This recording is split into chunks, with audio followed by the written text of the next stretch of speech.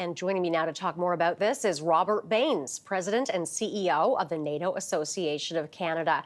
Robert, welcome. Thank you for being here. Now, as Prime Minister Justin Trudeau heads to Washington, what are you looking forward to with this NATO summit? Well, there's obviously a lot on the table at the moment. I think that NATO has a lot on its agenda. If you've ever had a night where you're having trouble sleeping, you can read through the past communiques of NATO. And every year, the list of things that NATO is dealing with grows longer and longer. This year is going to be no different. There are four big things on the agenda. Number one, of course, is Ukraine and NATO's response to the illegal invasion of Ukraine by Russia, shoring up support for that conflict and making sure that there is unity. Unity is always the baseline of NATO. It's the whole way that it works, and the reason that it's such a force multiplier for Canada and so many other middle powers like our country. It's also going to be concentrating on deterrence and defense, the real bedrock of how NATO maintains its unity and protects countries like Canada.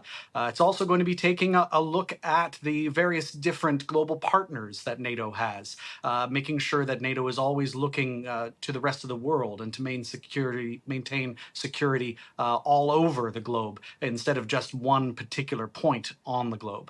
And then finally, it's going to be paying attention to burden sharing, and that's where Canada comes in, of course. NATO only works because every country puts in a little bit of effort to get a lot back in the words or in the form of security. So Canada right now, as you mentioned, is below the 2% threshold. That's 2% of GDP spent on defense. So I suspect there's going to be a lot of concentration on that, and perhaps some form of an announcement from Canada to reassure our allies. I see. Now, when you look at Canada's relationship with other countries, specifically the U.S. at this time, what are relations looking like?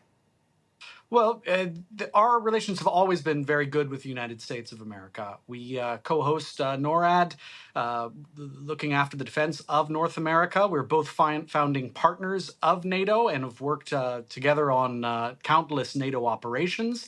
But the current strong words that friends can have from time to time, I think, have hit their mark.